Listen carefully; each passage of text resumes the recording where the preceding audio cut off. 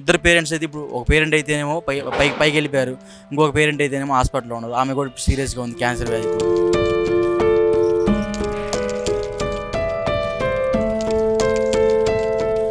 అప్పుడు ఎవరైతే హాస్పిటల్లో ఉన్నారో వాళ్ళ పిల్లలతో అయితే మనం మాట్లాడే ప్రయత్నం చేద్దాం.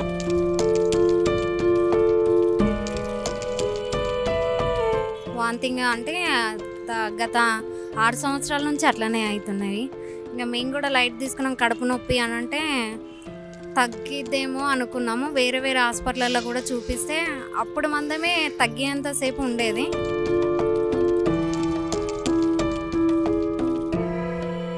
మళ్ళీ తర్వాత తీసుకొచ్చేవాళ్ళం మేము.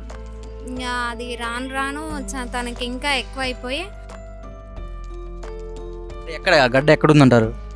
ఇక్కడ చిన్న పేగు దగ్గర ఉన్నది. అది అంటే మన ఫుడ్ తీసుకునేది అరగకుండా 2-3 డేస్ ఉండి కూడా మళ్ళీ వాంతింగ్ అయిపోయేది, బయటికి వచ్చేది.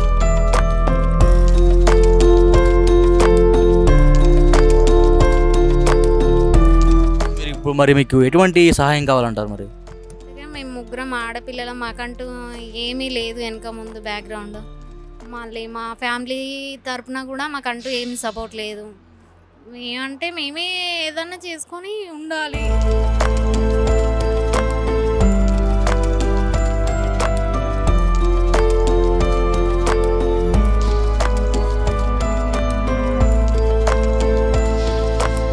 మరి ఆపరేషన్ చేస్తే ఛాన్సెస్ తక్కువ ఉన్నాయి. బ్రతకొచ్చు, బ్రతకపోవచ్చు. మీరే చూసుకోండి అని అన్నారు. మాకేమో అక్కడ ఏం అర్థం కాలేదు సార్. అక్కడ సో చూసాం కదా, మన పక్కన అయితే ఎవరైతే క్యాన్సర్ వ్యాధితో బాధపడుతున్నారో వాళ్ళిద్దరు కూతుర్లు అయితే మన పక్కనే ఉన్నారు. మీరు టీకి ఖర్చు పెట్టే డబ్బులే వీళ్ళకి మనం సహాయం చేయండి, ఒక ప్రాణం నిలిపిన వాళ్ళు అవుతాము. నమస్తే, నేను మీ Gopi. Welcome back to our channel. ఈరోజు మనం అయితే ఒక ఎమోషనల్ స్టోరీ అయితే మన కళ ముందు ఉంది. ఏంటంటే ఒక ముగ్గురు ఆడపిల్లలు, అదేవిధంగా ఆ ఆడపిల్లలకి వాళ్ళ తండ్రి కూడా చనిపోయారు.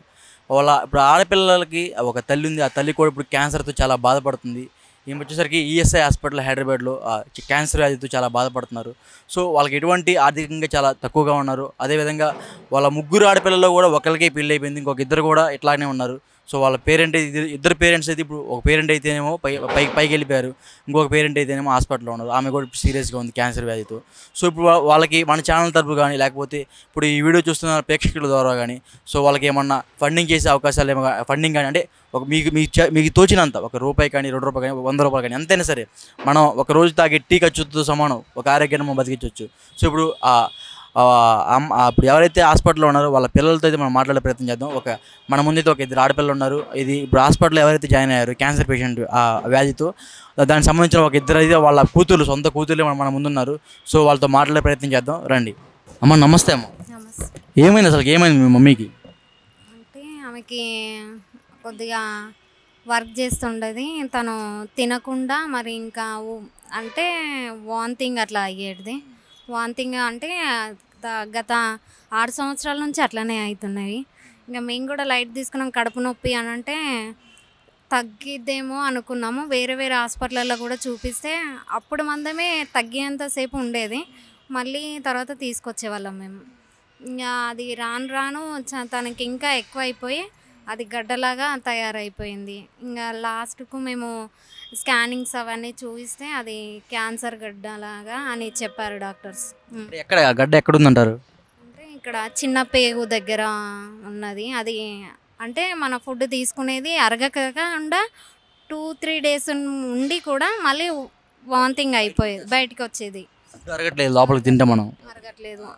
దాని ప్రాబ్లంతోనే ఆమె చాలా తన బ్లడ్ అంతా లేకపోవడం, బక్క చిక్కిపోవడం అవన్నీ అయిపోయినాయి. ఏమైనా ట్రీట్మెంట్ చేద్దామంటే కూడా 6 లక్షలు అట్లా అడిగారు బయట. మాకు అవన్నీ ఏం లేక మేము మళ్ళీ వేరే రికమెండేషన్తో కొంచెం ఇక్కడికి ఈఎస్ఐకొని వచ్చాము. వీళ్ళు కూడా కొంచెం డౌటే చెప్పారు, ట్రై చేస్తామన్నారు. ఇప్పుడు మీకు ఆర్థికంగా ఇప్పుడు మీకు ఏమైనా పొలాలు ఏమున్నాయా? ఏమీ లేవు మాకంటూ. మీరు ఎంతమంది పిల్లలు అసలు మీ అమ్మగారికి? మీ మొత్తం మేము ముగ్గురం ఆడపిల్లలం. అంటే ఎంతమంది పెళ్ళిళ్ళు మీ అందరికి పెళ్ళిళ్ళు అయిపోయినాయి? ఎట్లా ఎట్లా ఎట్లా? మా అక్కగారికి ఒక్కదానికే అయిపోయింది, ఇంకా మేము ఇద్దరం ఉన్నాం. మీ అక్కగారు ఏం చేస్తూ ఉంటారు? అంటే కాలేజీలో ఊడవడం అట్లా చేస్తుంది. మరి మీ బావగారు? ఆఫీస్ బాయ్ చేస్తాడు. సో వాళ్ళు ఏం సపోర్ట్ చేయట్లేదా మరి? వాళ్ళు ఉన్నది ఇంకా వాళ్ళ ఫ్యామిలీ వాళ్ళని చూసుకుంటారు. ఇప్పుడు మరి మీ నాన్నగారు? లేరు, ఆయనకి గత 5 సంవత్సరాల కింద ఆస్తమా ప్రాబ్లం వచ్చి చనిపోయాడు. సో అప్పటి నుంచి మీ అమ్మగారే మేము చాకుతున్నారా? అంటే మీ అమ్మ వాళ్ళే చాతున్నారు.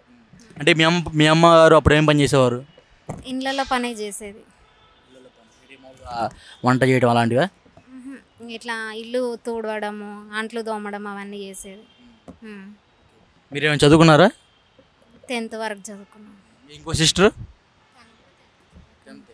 సో మరి ముందుకు ఎందుకు కొనసాగలేకపోయారు? అంటే ప్రైవేట్గా చేరలేకపోయినా సరే గవర్నమెంట్ తరపున కాలేజెస్ అలా ఉన్నాయి కదా, సో దాని ద్వారా ఎందుకు వెళ్ళలేకపోయారు ముందుకి? ఇక్కడ పట్టించుకోవట్లేదు గవర్నమెంట్. అంటే ఇంకా తనకు ఆమె ప్రాబ్లం వచ్చేసి పట్టించుకోలేదు. గాంధీ అన్నారు కానీ గాంధీ అంటే మాకు ఇంకా భయం అయ్యేది. లాస్ట్ స్టేజ్ వరకు అంటేనే అక్కడ తీసుకెళ్తారేమో అని మాకు ఆ భయంతో మేము తీసుకెళ్ళలేకపోయాము అక్కడికి. ఇంకా ప్రైవేట్ అంటే చూపించాం కానీ తను ట్రీట్మెంట్ కూడా ఆమె బాడీని చూసి ఎవరు భరోసా ఇవ్వకపోయేది. మరి అంత బక్క చిక్కిపోయారమ్మా? ఏమన్నా తినిపిస్తున్నారా, తినిపించలేదు ఆమెకి?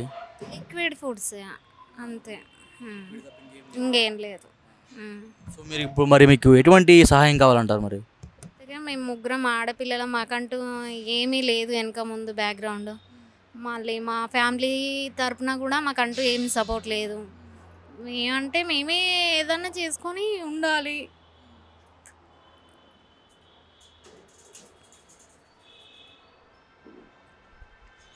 ఏడో మాకన్నమ్మ, ఖచ్చితంగా మీ అమ్మగారికి ఖచ్చితంగా బాగవుతుంది.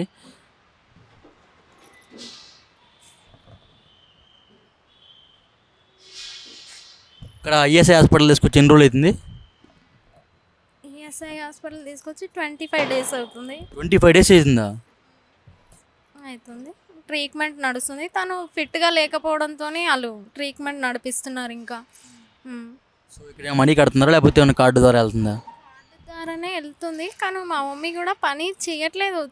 1 year అవుతుంది, కొంచెం పని చేయలేకపోయింది.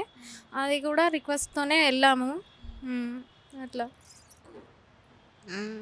మరి మన ప్రేక్షకుల ద్వారా కానీ లేకపోతే బయట సొసైటీ ద్వారా కానీ మీకు ఎటువంటి సహాయం కావాలని కోరుతున్నారు?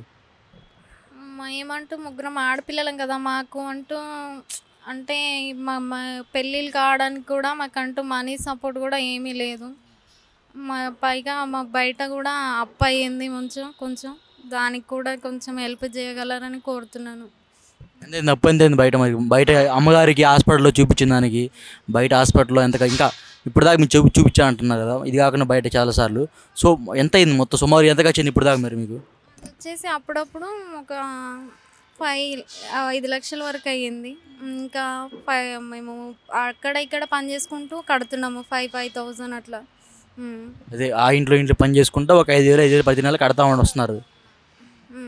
సో ఇప్పుడు మళ్ళీ అమ్మగారికి ఇప్పుడు మళ్ళీ ఇక్కడ హాస్పిటల్లో 25 రోజుల నుంచి చేస్తున్నారు, రేటు తిరుగుతున్నారు, టాబ్లెట్స్ కానీ లేకపోతే మీ అమ్మగారి ఖర్చులకు కానీ సుమారు ఎన్ని లక్షలు అయిపోయి ఉంటాయి?